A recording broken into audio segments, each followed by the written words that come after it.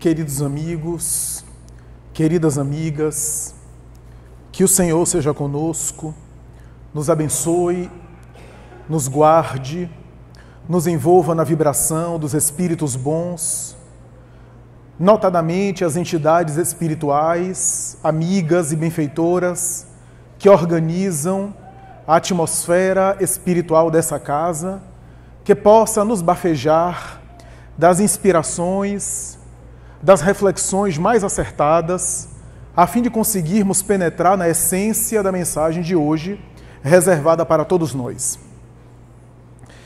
No final do século XIX, começo do século XX, um psiquiatra de Chicago, nos Estados Unidos, começou a chamar a atenção do mundo e a agitar o cenário da psiquiatria americana, graças à sua tentativa de investigar determinada coletânea de fenômenos que começou a aparecer no próprio consultório seu de psiquiatra.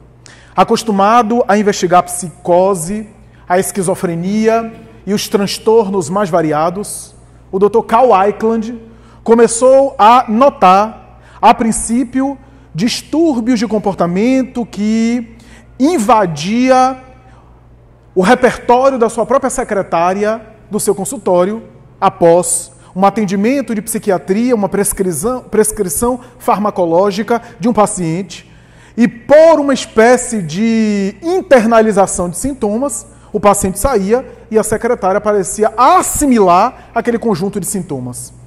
Aquilo não havia, na tradição psiquiátrica tradicional, nenhum tipo de referência, nenhum tipo de conhecimento, nenhum tipo de literatura que pudesse explicar um fenômeno daquele. Às vezes, o paciente já saía algo alterado melhor, depois da conversa com o psiquiatra, mas aí ele tinha que atender a secretária, que parecia ter assumido a personalidade do paciente. Bem se vê que ele mais tarde percebeu que a sua funcionária era portadora de uma certa sensibilidade psíquica. Sensibilidade essa que, a princípio, ele catalogou como um transtorno de histeria, de uma neurose de conversão, graças à qual o indivíduo sugestionável, contaminável, acaba por internalizar determinado comportamento ou determinado repertório de alguém a quem vê. Portanto, uma patologia. No entanto, mais tarde ele percebeu que essa patologia, classificada no grupo das histerias, não conseguia explicar aquele fenômeno.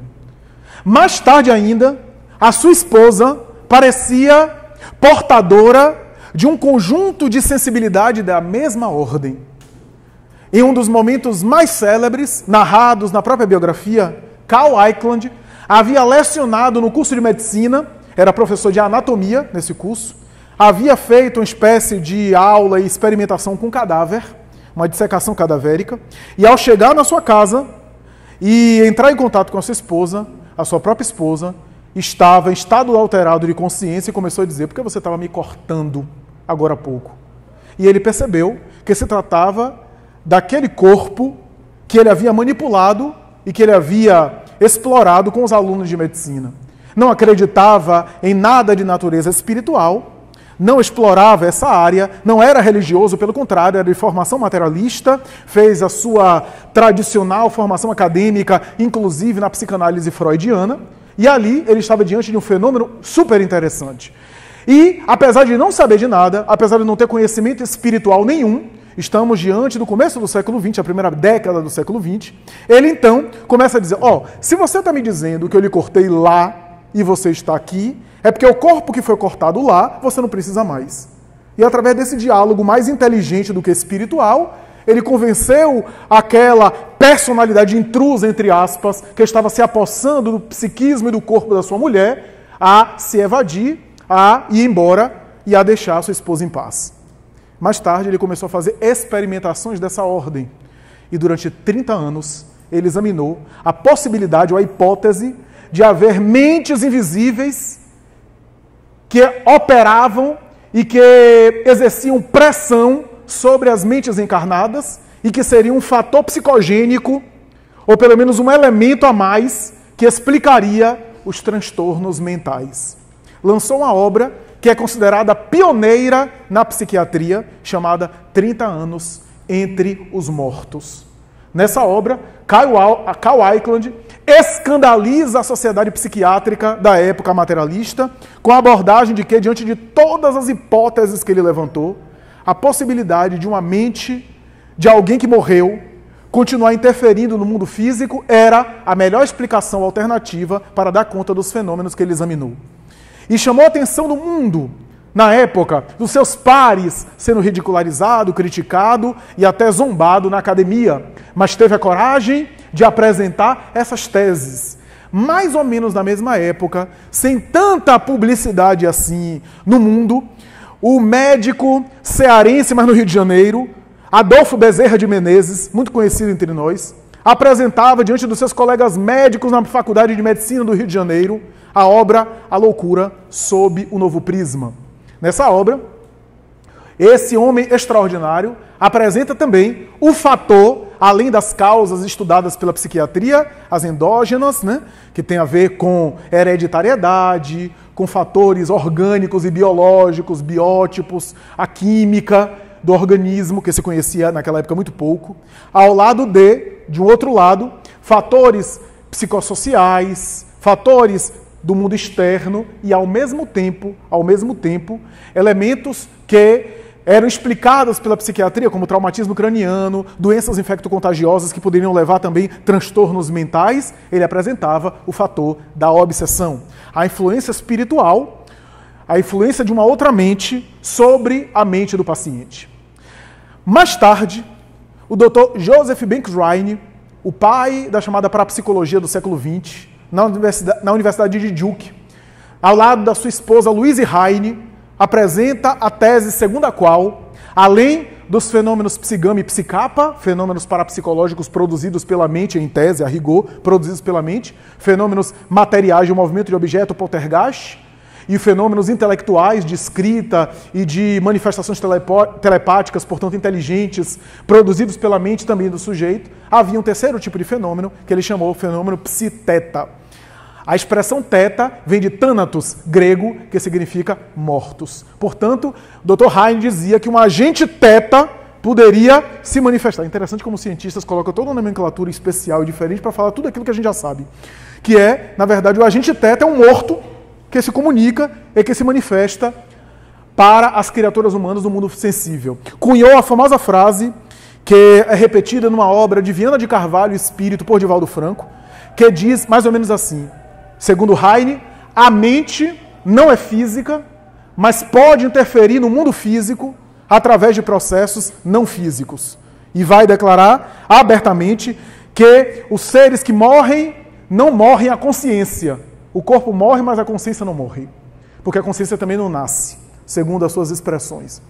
Essas manifestações são apenas um recorte muito pálido das tentativas de investigar esse fator que ainda passa despercebido pelas ciências do comportamento, fator esse que são pressões de relacionamentos interpessoais de natureza invisível, da mesma forma que os relacionamentos na vida humana podem configurar fatores que causam desequilíbrio em nós. Ninguém nega que os relacionamentos humanos, familiares, amorosos, de trabalho, parentais, podem gerar adoecimento psíquico, ou pode ser um fator que contribui com o adoecimento psíquico. A forma com a qual a gente se relaciona com os outros é um dos fenômenos talvez mais frequentes ou mais importantes que contribuem com o adoecimento psíquico. Da mesma forma, as relações invisíveis interpessoais que se estabelecem entre o mundo físico e o chamado mundo não físico, as chamadas interferências espirituais, assédios espirituais.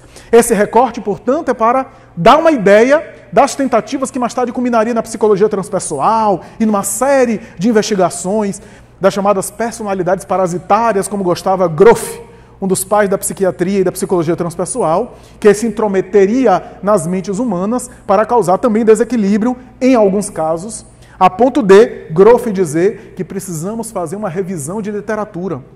Porque de Teresa de Ávila, na Idade Média, ao apóstolo Paulo, a psiquiatria, quando fez uma análise histórica, considerou todos eles esquizofrênicos e psicóticos. Ao São Francisco de Assis, a um Padre Pio no século XX, nós temos fenômenos que são não normais, mas não necessariamente patológicos. Fenômenos que são de estado de consciência alterada, de estado alterado de consciência e não de consciência alterada. Porque os estados de consciência alterada seriam patológicos, a consciência está alterada. Mas os estados alterados de consciência, há um fenômeno, portanto, anômalo, mas não necessariamente patológico. Um fenômeno supranormal, ou, se quiser, mais conhecidamente, paranormal. A verdade é que esses fenômenos já aconteciam na história da literatura, da poesia, da Bíblia, da tradição grega. Os fenômenos obsessivos, as influências espirituais estão nas páginas da história.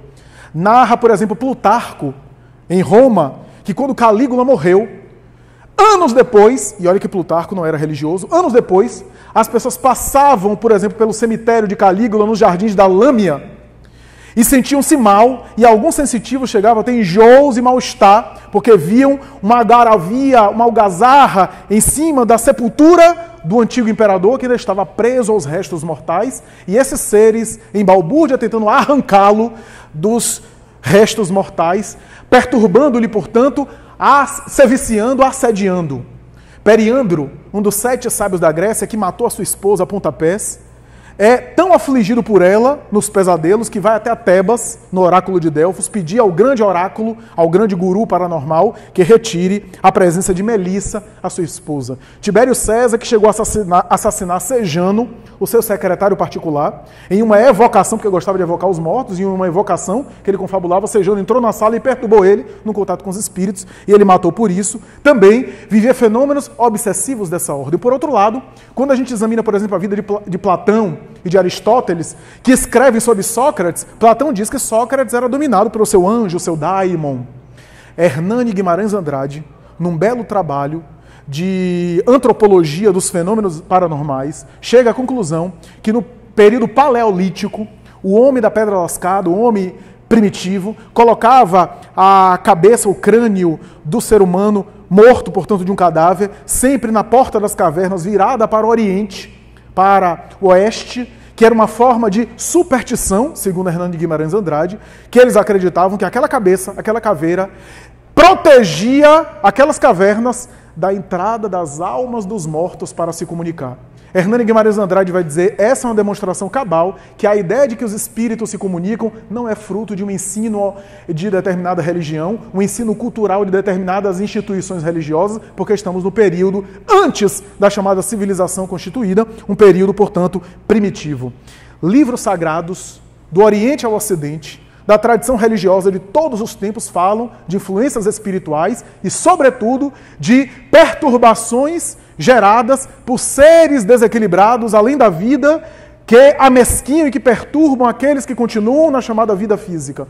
Nesse relacionamento constante. Se a gente for pesquisar o Livro dos Mortos, a grande coletânea dos livros sagrados de todos os tempos, a gente vai perceber sempre esse conjunto de fenômenos de confabulação espiritual, mas além disso, de perturbação espiritual.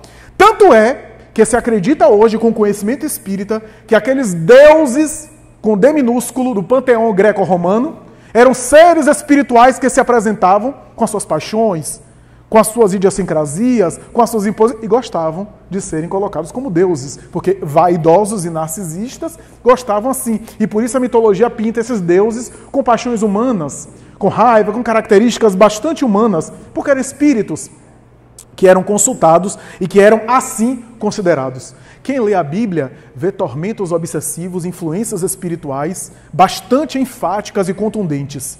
Quem olha, por exemplo, o livro da tradição israelita, da tradição do judaísmo, vai ver, por exemplo, o espírito de Samuel voltado ao mundo dos mortos para conversar com o rei Saul, que era atormentado por períodos episódicos de influência espiritual, a ponto, às vezes, de tombar melancólico. O rei Davi também, que parecia portador de fenômenos muito parecidos, personalidades antigas, como Alexandre Magno da Macedônia, Nabucodonosor, rei da Síria e da Babilônia, que chegava a ter surtos, acreditando-se um cavalo, indo pastar nos jardins suspensos de Semíramis. Um período ficava como um cavalo, comportando-se como um cavalo, depois voltava à lucidez. Do ponto de vista psiquiátrico, é uma psicose, mas com provavelmente fatores espirituais. Um espírito com zoantropia, deformado em formas animais, talvez até de um próprio cavalo, impulsionando e obsidiando, atormentando aquele homem que gerou escravidão, inclusive do povo hebreu, para se transformar e para assumir um comportamento de cavalo. Portanto, eram fenômenos retumbantes. Os próprios santos medievais, quando a gente examina a vida deles, rica de fenômenos paranormais, mas também de tentativa de assédios. Quando a gente vê São João Crisóstomo, São João Galvani, Santo Antônio de Pádua, sobretudo São João da Cruz, na Idade Média, que chegava a se perturbar às vezes à noite e pedir perdão ao seu confessor no dia seguinte, porque os barulhos, os fenômenos que aconteciam perturbavam os monges que dormiam ao lado dele. Nós vemos também a tentativa, inclusive, de assédio espiritual a homens venerandos. Há um escrito de Lutero, o pai do idioma germânico, do alemão, considerado tecnicamente, e que iniciou a Reforma Protestante, que ele escreveu mais ou menos assim: quando eu tento traduzir a Bíblia do latim para o alemão, eu vejo diabos diante de mim, tentando atrapalhar a missão que Jesus me deu. Era, portanto, a linguagem da Idade Média para falar de seres espirituais ignorantes que tentavam atormentar. Quem leu a Divina Comédia, fruto de emancipação da alma de Dante Alighieri, vai ver ali os infernos, entre aspas, linguajar também da Idade Média, zonas de perturbação e de remorso, e ele via também os seres atormentados e atormentadores que tentavam, de alguma forma, perturbar as criaturas humanas, né? E assim a gente vê uma série de relatos variados. Domício Nero, que é narrado na história, que assassinou Agripina, a sua mãe, e também a sua esposa Otaviana, ambas de maneira bastante cruel, via as duas no próprio palácio. Ele tinha pesadelos com elas, a ponto de tocar fogo em Roma e mais tarde erguer a chamada Domus Áurea, a Casa Dourada, porque na sua loucura ele achava que aquela casa de ouro poderia proteger ele de Agripina, sua mãe, que ele dilacerou o ventre, daí cesariana, né, porque ele achava alguém tão especial que queria saber de onde ele havia nascido, e também a sua esposa Pompeia Otaviana. Ambas ele via assassinadas pela sua impiedade e prometendo-lhe, ameaçando-lhe, prometendo vingança. A verdade é que esses fenômenos acontecem a miúde, ao longo dos tempos, que ao longo da história era chamado de demonopatia, de interferência demoníaca, e assim por diante, bruxaria, feitiçaria, a depender do linguajar, da cultura da época. Quem leu, por exemplo, o artigo de Hermínio Corrêa de Miranda, um artigo que está em O Reformador, um reformador antigo, revista da Federação Espírita Brasileira, que ele, na verdade, também introduziu em um dos livros dele, se não me engano, Estudos e Crônicas, o médium do anticristo, vai ver Hermínio de Miranda analisando detalhadamente episódios da vida de Adolf Hitler para dizer que ele era atormentado por seres espirituais. Que os seus discursos diante da juventude alemã daquela época, para introduzir o Terceiro Reich, era assessorado por seres espirituais, a ponto de ele falar como se estivesse numa crise epiléptica, o que catalisava as atenções, deixava todo mundo paralisado, porque tinha um discurso bastante veemente e que convencia a juventude na época, atormentado por seres espirituais. Participava de um grupo esotérico de meditação e de transes mediúnicos, dirigido por um guru chamado Von Eckhart, que era uma espécie de dirigente do grupo. Fazia exercícios de meditação e hábitos de vegetarianismo para poder sensibilizar-se mais psiquicamente e entrar em contato com o mundo espiritual. Mas a sua mensagem era perturbadora nos transes que provocava. A verdade é que esses fenômenos foram estudados, investigados, examinados de uma maneira bastante esmiuçada, bastante clara e bastante lúcida por Allan Kardec. Allan Kardec foi quem deu o nome obsessão. A expressão obsessão tem a ver com constrangimento. Obsidiar ou obsedar tem a ver com dominar, com constranger. Tem a ver com essa ideia de alguém que tenta controlar outrem. Dicionaristicamente, obsidiar significa, portanto, constranger, submeter. A obsessão, portanto, estudada por Allan Kardec, a princípio, em O Livro dos Espíritos, na questão 4, 6, 7, inclusive algumas anteriores, que fala sobre a influência dos espíritos maus, dos espíritos imperfeitos, e mais tarde, Allan Kardec, de maneira lúcida, examina, tirando o caráter aterrorizador, o caráter de pânico, o caráter que sempre gerou medo e uma certa insegurança naqueles que tentavam entender esses fenômenos, a examinando de maneira lúcida, de maneira coerente, no capítulo 23 do Livro dos Médiuns, a expressão obsessão. E ele é quem vai dizer que a obsessão é um dos flagelos da humanidade.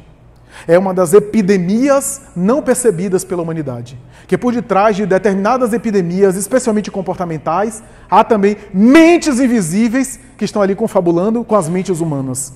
A obsessão, portanto, é uma espécie de patologia de caráter mediúnico, se a gente pudesse exprimir dessa forma. Por que patologia de caráter mediúnico? Porque é um transtorno, mas que tem a ver com algo de ordem mediúnica. Por isso que todos nós somos médios, porque todos nós somos obsidiáveis. Não por essa apenas razão, mas essa é uma das razões, porque todos nós podemos sofrer influência dos espíritos, seja benfeitores, seja espíritos sofredores, ignorantes, da mesma forma que a gente sofre influência de pessoas humanas. Se a gente está com alguma pessoa perturbada e que tenta nos convencer pela perturbação, a gente está ali, naturalmente, em contato com aquela influência. Cabe a nós ceder ou não àquela influência. Da mesma forma que alguém pode chegar nos seus ouvidos aqui entre encarnados e querer sugestionar você, ou querer convencer você de algo equivocado. Acontece a mesma coisa em relação ao mundo espiritual. Não há diferença. Obsessão é relacionamento.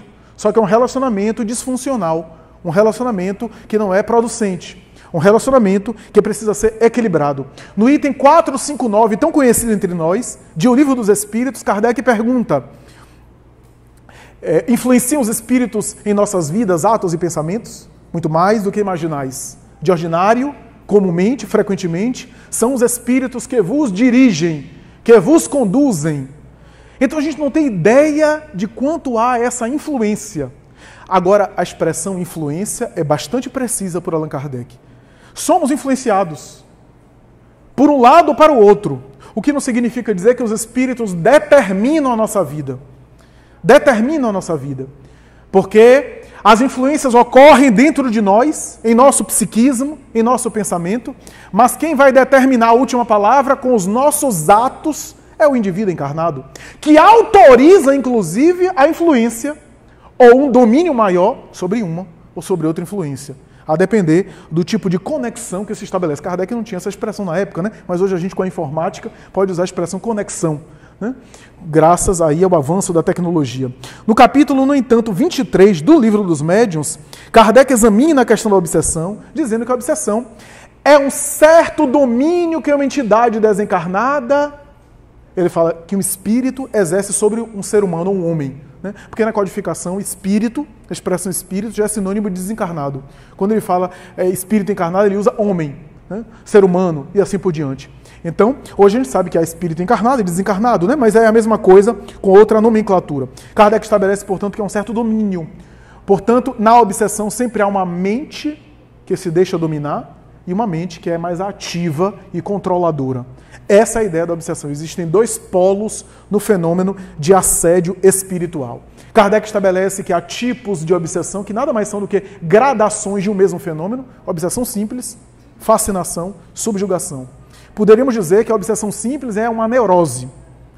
Aqui é uma metáfora que Filomeno de Miranda faz em uma das suas obras. A obsessão simples é uma espécie de neurose. A fascinação seria uma espécie de psicose, porque já está rompendo com o real.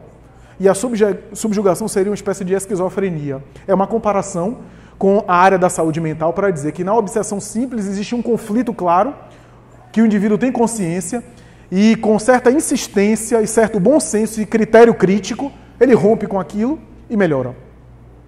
Na fascinação existe uma supressão do critério crítico.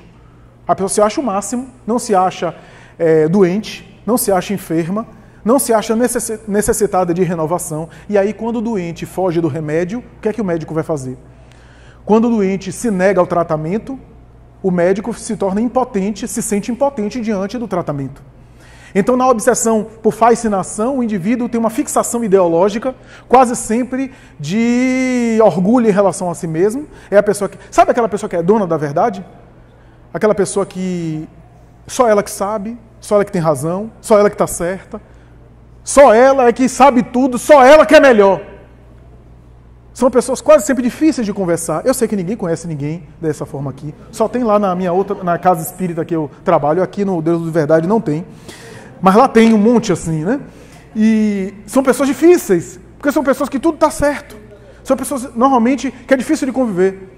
Então, são pessoas que, às vezes, até o obsessor fica com dificuldade de conviver. Né? Porque quando ela chega em algum lugar, até o cachorro sai. Quem é que gosta de alguém que sempre é o dono da verdade? Sempre a opinião dele é que tem que prevalecer.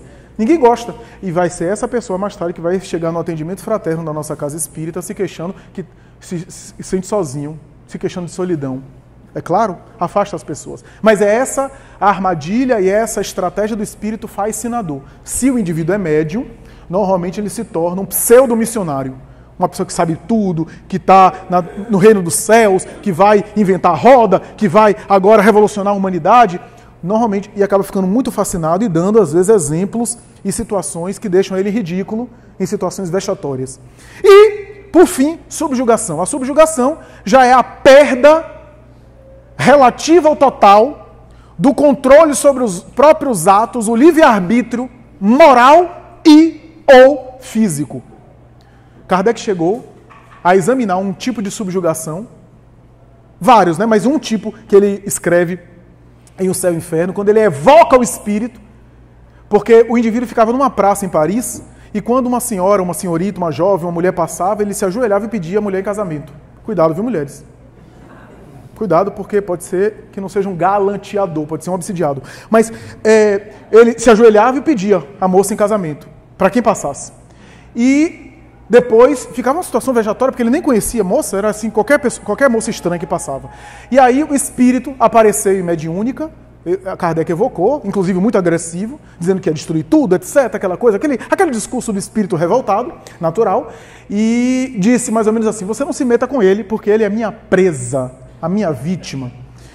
Ele eu controlo, eu pego pelos ombros e qual um cavalo, um animal, eu domo ele, faço ele se ajoelhar e, portanto, verbalizar o que eu quero. Eu quero levá-lo ao ridículo, porque ele vai mais tarde cometer o suicídio e vem para cá nas minhas mãos. Essa era a estratégia do ser espiritual. Portanto, no caso ali, se a gente for examinar do ponto de vista psicológico e psiquiátrico, estamos diante de um traço obsessivo-compulsivo, mas que tem uma raiz espiritual. O ritual obsessivo-compulsivo daquele quadro de toque era fomentado por uma mente que ficava impulsionando na ideia fixa de fazer aquilo que o indivíduo sabia com vergonha que não deveria fazer, e isso ficava vexatório ali, para depois deprimir e cometer o suicídio. Portanto, essa é uma das dicas de influência espiritual negativa. Toda influência espiritual negativa normalmente começa com ideias fixas, com pensamentos recorrentes que vêm e que vai. Primeiro o monólogo, e se a gente começar a agasalhar a ideia, passa a se tornar um diálogo. Do monólogo para o diálogo. Aquela ideia que vem, faça, aí você, não, que loucura, não vou fazer esse negócio não. Daqui a pouco, de novo. Daqui a pouco a gente começa a achar interessante fazer. Daqui a pouco a gente está dialogando. É um diálogo de mente com mente. Então, a ideia fixa não apenas gera, às vezes, adoecimento mental. Algumas psicoses começaram também com fixações. Aquelas psicoses que começam com determinadas preocupações e a pessoa surta. Né? Há quadros variados na saúde mental. Mas a obsessão também acontece dessa forma. É um processo que a pessoa vai agasalhando determinada ideia, aquela ideia intrusa, que é sinal de uma outra mente invadindo a nossa mente, e assim por diante. O processo de influência espiritual é um processo sempre bilateral. É um processo que ocorre de tal forma que Emmanuel chega a definir na obra Pensamento e Vida, que é um circuito de forças inferiores que se ressente reciprocamente. Assim que ele define na obra Pensamento e Vida o processo aí obsessivo. É interessante notar que na obsessão, na influência espiritual, à medida que o processo avança, acontecem dois fenômenos, que é bilateral. Um da parte do encarnado e outro da parte do desencarnado. O desencarnado, nessa vinculação negativa, vai, me permitam aqui a expressão, vai se humanizando, entre aspas, vai se corporificando por conta dos fluidos do corpo, fluidos do elemento físico que ele vai assimilando. Vai sentindo as sensações materiais e vai incorporando, quase que reencarnando. Só que o encarnado vai acontecendo o contrário, vai se desvitalizando. É uma simbiose, portanto, que faz mal aos dois. Porque para o desencarnado ficar mergulhando nas energias do corpo não é bom, é sofrido mais tarde para a crise de abstinência, o desencarnado sofre para a liberação. E o encarnado está depauperando as suas energias físicas e está acelerando o seu processo de desencarnação. Está antecipando, portanto. É um processo, portanto, que há esses dois polos. Kardec, em O Evangelho segundo o Espiritismo, e outras obras, vai falar que existe loucura que é só loucura. Quando você vê na obra de Kardec a expressão loucura, entenda que é o termo da época. A psiquiatria da época estava dando os primeiros passos, estava engatinhando. Então a expressão que se usava para qualquer transtorno mental era loucura. Né? Então Kardec vai dizer, a loucura que é só loucura. E ele diz, porque o cérebro pode enfermar, porque o organismo pode ficar depauperado. Mas há algumas loucuras que são aparentes loucuras e não passam de fenômenos de ordem espiritual. Então, uma coisa pode gerar outra. Um adoecimento psíquico pode abrir espaço para sintonias com outras mentes, porque ninguém está sozinho no universo. Estamos sempre sintonizados com outras faixas e com outras pessoas da mesma faixa. Da mesma forma que uma obsessão pode gerar um adoecimento psíquico, pode gerar uma depressão. Então, quando você vê na obra de Kardec loucura, coloque qualquer tipo de transtorno emocional, síndrome do pânico, depressão, os transtornos da emoção, não necessariamente só aquelas alienações que rompem com o real, mas qualquer alteração na área da saúde emocional. Uma das questões básicas do fenômeno obsessivo que os espíritos alertam é a tendência que nós encarnados temos para a consciência de culpa. Por sermos espíritos que temos pendências com o passado, compromissos negativos com a retaguarda, dos quais a gente ainda não se liberou completamente, trazemos em nosso inconsciente a consciência de culpa. E essa consciência de culpa, diz Filomeno de Miranda, é a tomada que os desencarnados encaixarão o plug. Às vezes é a própria consciência de culpa inconsciente, nem sempre é de caso pensado, que atrai os antigos vínculos que foram inamistosos, vínculos a quem eu magoei e que agora se sentem atraídos. Há um caso de uma obra de Filomeno que o obsessor que foi atraído quando ele viu, o que está acontecendo aqui? Por que eu estou aqui? E aí ele foi se achegando e percebeu que naquele corpo diferente, porque a tragédia havia acontecido há mais de 2 séculos, estava o seu antigo inimigo que ele agora encontrava. Foi a consciência de culpa que atraiu o obsessor. Porque onde está o devedor, aí está o credor, né? Então, ou o cobrador. Né? Então, nós temos, portanto, essa experiência da consciência de culpa. Portanto, consciente ou inconscientemente, a gente deve trabalhar essa consciência de culpa, seja na grei religiosa, na instituição religiosa, seja na experiência aí terapêutica, seja consigo mesmo sozinho, seja buscando a ajuda do padre, do pai de santo, do médium, do familiar, do marido, da esposa, peça ajuda, mas é necessário trabalhar a tendência à culpa que todos nós temos inconscientemente, por conta de equívocos que ficaram no passado. Por isso essa ideia de fazer regressão, me permito dizer, eu sou profissional da área, e o que a gente que diz, sempre do meu espírito, você faz regressão, eu costumo normalmente evadir disso. Porque se o psicólogo colocar assim, faço regressão na porta do consultório, vai ficar uma fila do SUS. E na verdade, é contraproducente. Quem diz não sou eu não, são os maiores terapeutas de regressivos, aqueles especialistas na área, que há casos terapêuticos indicados para isso, para regressão, e não assim, generalizadamente. De maneira geral, é necessário respeitar o véu sobre o passado. De maneira geral, os conflitos devem ser trabalhados de uma outra forma. Alguns casos têm indicação terapêutica, casos específicos, casos próprios, que aí precisam de um despertar de uma determinada recordação. Ademais, a pessoa não vai recordar toda a vida passada num filme longa-metragem que vai demorar as horas que ela assistiria Ben-Hur. Não. Não. Vai ser uma cena, uma imagem que vem à mente, normalmente um flash, uma situação específica, como num sonho, que você não lembra 8 horas de sonho. Você lembra de determinadas imagens. Você não teria condição de suportar tudo. Agora, você imagina a gente fazer regressão de passado por conta de determinadas coisas que podem até piorar. Como, aliás, Hermínio de Miranda, em A Memória e o Tempo, fala. Eu tenho um filho de 4 anos, imagine, eu faço regressão para saber a minha relação com meu filho. Aí, hipoteticamente, não é isso que acontece, eu não acho que seja isso que aconteceu, mas hipoteticamente, imagine que eu recuo e vejo que eu o matei na vida passada para ficar com a mulher que hoje é a mãe dele, e que a gente disputava a mesma mulher. Imagine como é que eu ficaria agora na frente dele. Quando ele desse assim uma traquinagem no shopping, caísse no chão e fizesse um escândalo, em vez de eu educar e dar o limite, eu dizer, coitadinho, deixa aí, afinal eu matei ele, o que é isso para um homicídio? A gente não ia resgatar com dignidade. A gente não ia se recuperar perante a lei com dignidade. E Deus não quer constranger a gente com baixa autoestima. Quer que o véu se estabeleça para que a gente tenha livre-arbítrio, espontaneidade para fazer o melhor. Através da nossa consciência. Então, essa é a ideia. Kardec chega a dizer que essa influência, a influência obsessiva, retomando, Livro dos Médiuns, a obsessão é um certo domínio. É um certo domínio. Portanto, a obsessão caracteriza-se por um certo predomínio da mente desencarnada sobre o encarnado. O que não significa dizer, portanto, que eu, de repente, acordo de mau humor, já estou obsidiado. Porque existe isso aí também. A pessoa teve um mal-estar gástrico intestinal, comeu um negócio, ficou com azia, começou a tomar antiácido para melhorar, aí fica um pouco mal-humorada, está obsidiado. Não fica. Perdeu o emprego, ficou triste, é obsessão. Ora bem, não podemos chegar a esse exagero, porque tristeza, uma certa oscilação, faz parte da saúde. Tristeza faz parte da alegria também. É estranho, a pessoa só alegre, tenha medo. Faz parte da saúde mental uma certa oscilação. Agora, ficar só na tristeza aí é outra coisa. Então, mas por que isso?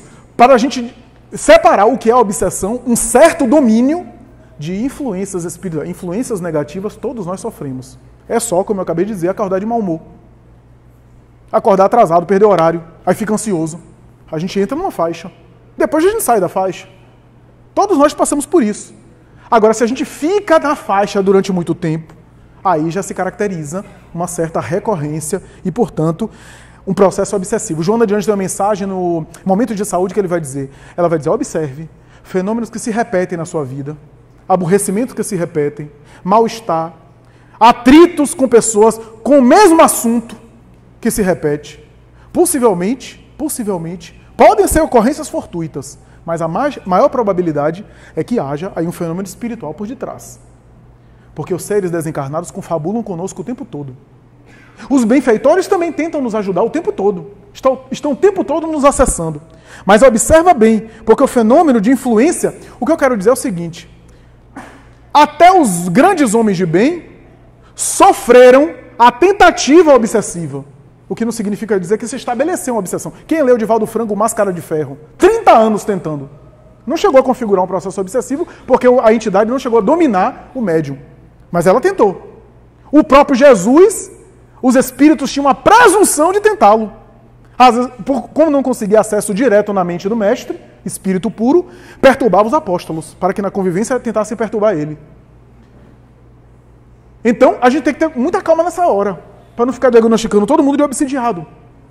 Porque aqui para nós, todo mundo entra numa faixa em determinados momentos. Eu li certa vez Chico Xavier falando que certo tempo da vida dele, esse capítulo está no livro Lições de Sabedoria, de Marlene Nobre, chamado Pensamentos Sonorizados. Eu já contei isso até várias vezes em palestra. Que ele entrou num processo que ele acordava como se tivesse assim, uma crise de labirintite. Ele ia como bom espírito e bom senso, ele ia para o médico, fazia os exames, tomava a medicação. Ele foi, se submeteu. Às vezes aparecia dores físicas, doenças fantasmas, que não tinha nada de orgânico. O médium sofria isso.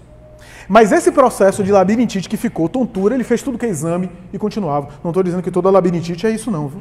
Até porque há labirintites que são de estresse também, além de questões aí otorrino, né? Do otorrino. Mas no caso dele, havia esse processo, ele fez consulta, foi oftalmologista, foi otorrino, e nada. Estava descartado. Ele disse, e agora? Agora eu vou tentar mergulhar em mim mesmo para tentar identificar alguma coisa. Fez um grande silêncio interior e saiu do corpo. Emancipou. E quando emancipou, saiu do corpo, ele viu uma coletividade de espíritos ignorantes e perturbados ao redor dele. Estranhos. Ele ficou horrorizado com a quantidade daquela população. Antes de voltar ao corpo, ele viu Emmanuel. Eles, meu irmão, o que é isso aqui? A irmã sorriu e disse assim, não são inimigos seus e desafetos seus pessoais. São espíritos ociosos que investem contra qualquer proposta de progresso. Como você está iluminando vidas, eles estão tentando investir contra você. Não faça deles inimigos. Converse com eles pelo pensamento.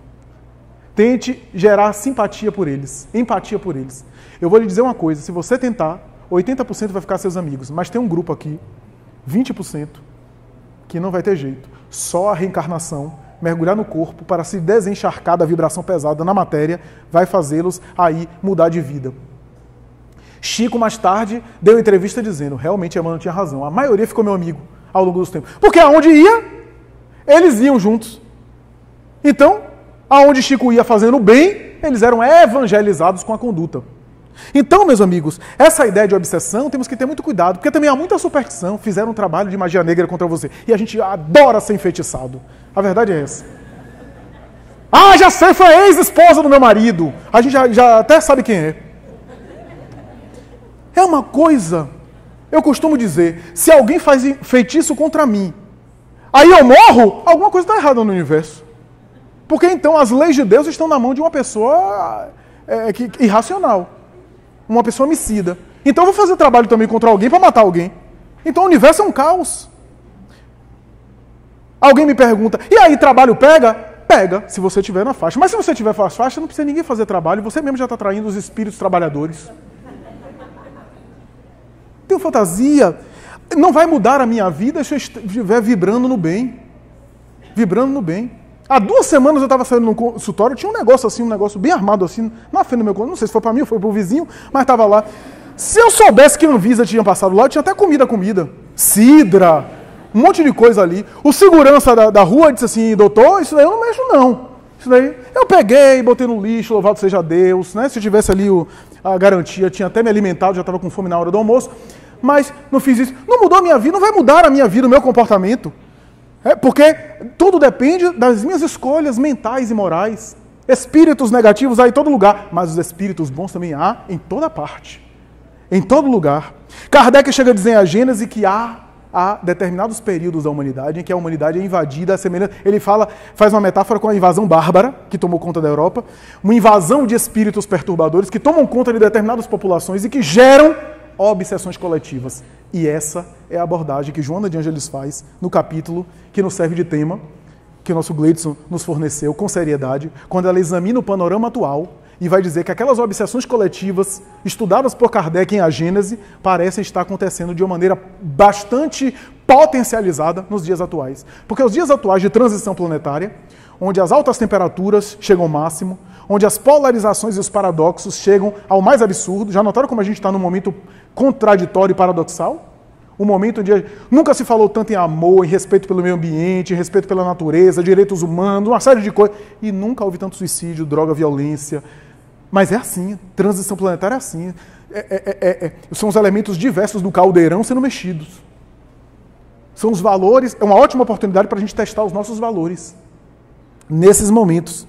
Então, o momento atual é o momento disso, de polarização. Por exemplo, nunca houve tanta comunicação como antes. Conexões, a gente conecta com todo mundo, se comunica com todo mundo. Se as redes sociais estão bombando na internet, sugere, pelo menos teoricamente, que as pessoas querem se relacionar.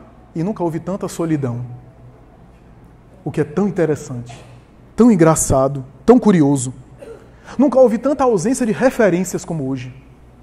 E não tem referência. Parece que a gente perdeu a referência. Há uma crise de paradigma sem uma solução ainda.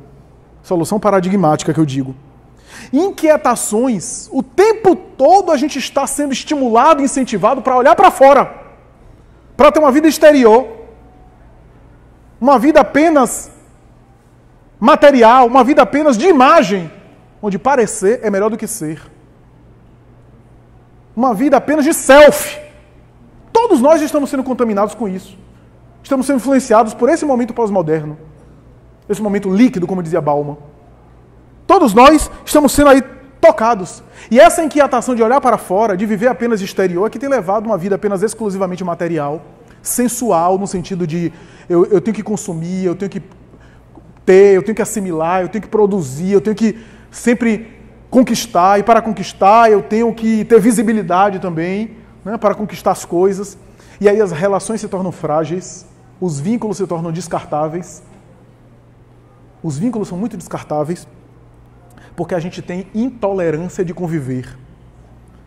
A gente está criando uma sociedade, as gerações inclusive mais novas, estão crescendo fracas emocionalmente. Gerações que namoram por aplicativo. Eu não tenho nada contra, a gente tem que abrir a mente contra os preconceitos, porque da mesma forma que a pessoa conhece alguém num bar ou no show onde a música está alta, pode conhecer numa rede social, conversando, às vezes até conhece mais. Não é essa a questão. A questão é que quando eu entro num aplicativo que eu escolho o biótipo físico que eu quero, e a outra pessoa escolhe outro biótipo físico, e quando cruza os dois, ambos estão interessados, é só marcar o encontro agora. E o encontro quase sempre já no hotel. A questão aqui desses aplicativos não é um juízo de valor, é porque retira a experiência anterior a isso, que é a experiência da aproximação, do chamado acasalamento, isso é, do diálogo, da possibilidade de se frustrar amorosamente, que é importante o jovem se frustrar, gostar de alguém e receber um não. Só que a gente não está tendo isso, porque a gente tem na palma das mãos agora a possibilidade de ter tudo. O que é que acontece? A gente tem desenvolvido uma geração, uma sociedade de pessoas intolerantes à frustração. Que com 15 anos, se o namorado acaba, a pessoa se joga no prédio e se mata. Porque não aprendeu a tolerância a frustrações. Jovens pensando em suicídio o tempo todo. Por pequenas decepções na vida. Isso tudo é algo que a gente tem produzido. E é por isso que os espíritos, diz Joana de Anjos, têm se aproveitado para instalar processos obsessivos. Para gerar processos obsessivos. Porque obsessão é relacionamento de uma mente com outra mente. E se a gente ficar olhando para fora, a gente vai perder a conexão conosco. A gente não vai ter vida interior. E se a gente não tem vida interior, quando a gente pisar os pés fora daí, é só alguém nos agredir no trânsito que a gente reage na mesma moeda. Que a gente não tem resistência para suportar uma agressão. A gente não tem força para devolver o mal com o bem. A gente entra na briga e fica pior. A gente entra na briga de Facebook. Bate boca nas redes sociais. Como uma amiga minha que eu contei, agora numa casa, antes de vir para cá, eu estava em outra casa falando, eu contei que uma amiga minha passou 2 semanas com insônia por causa de um grupo de WhatsApp. A resposta que tinha que dar e ela não deu, e aquela coisa, e tomando remédio para dormir, insônia. Então, vocês vejam o que a gente está criando. A obsessão, portanto, tem a ver com tudo isso. Eu já estou caminhando para a conclusão. Me permita uma coisa, eu sempre uso a metáfora da televisão. A televisão, à medida que você muda de canal, nem sempre você sabe o canal que vem. E o que é que está sendo produzido na próximo canal que você passar, a imagem que vem. Às vezes vem uma imagem perturbadora. Pense na sua mente como uma televisão.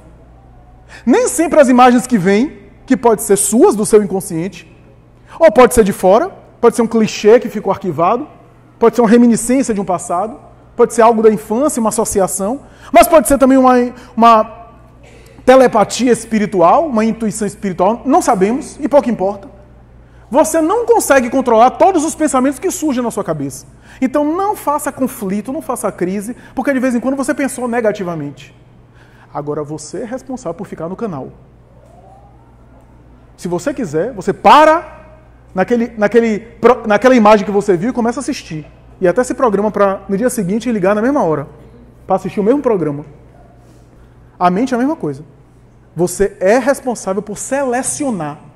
Nem sempre a imagem você consegue controlar, mas se fixar, aí que se estabelece as relações espirituais positivas ou negativas. E Joana acaba o capítulo falando algumas coisas interessantes. A primeira é o seguinte, agir com seriedade. E ela vai dizer o seguinte, é necessário ter vigilância, ter oração e atuar com essa perturbação de uma maneira e que inclusive a gente utilize as armas próprias sem se rebaixar ao nível dos maus. O que é que isso quer dizer? Quer dizer o seguinte, é necessário respeitar o mal, a perturbação de ar, é necessário ter a noção do mal, ir ao encontro do mal para ajudar e socorrer. Diz Joana, não estabelecer uma resistência, a proposta é ser não violento, porque o mal se cansa com a não violência. A paciência, A perseverança. Se você tiver aborrecimentos e recorrentemente no seu dia a dia você tombar em aborrecimentos, tenha atenção. Levante o sinal verde ou vermelho para você. Fique atento que isso pode ser sintoma de influência espiritual para tentar lhe perturbar. Não entre na faixa, não sintonize. Às vezes você vai ficar irritado ou irritada, agastado, mas não tente valorizar aquilo. Sua perseverança e obstinação no bem e na paciência vai romper com aquele ciclo. Vai romper com aquele ciclo. Quem trabalha em mediúnica tem exemplos variados sobre isso. Então, amigos, diante dessa ocorrência, saber lidar com o mal, saber atuar no mal, mas não conviver com o mal.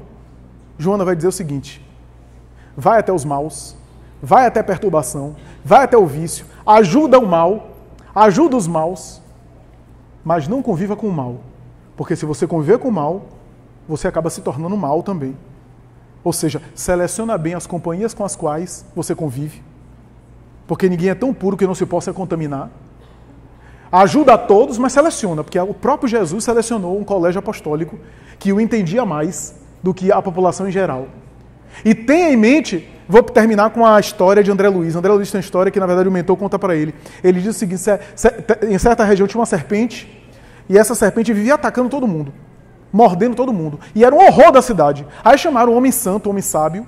O sábio foi, olhou para a serpente, começou a conversar. Era aquele tempo fantástico, que até as serpentes conversavam. Aí começou a conversar e disse assim: o que é isso? Você está abedotando, está atormentando todo mundo, etc. E aí, seja mais pacífico, doutrinou a serpente. E a serpente começou a ficar agora evangelizada.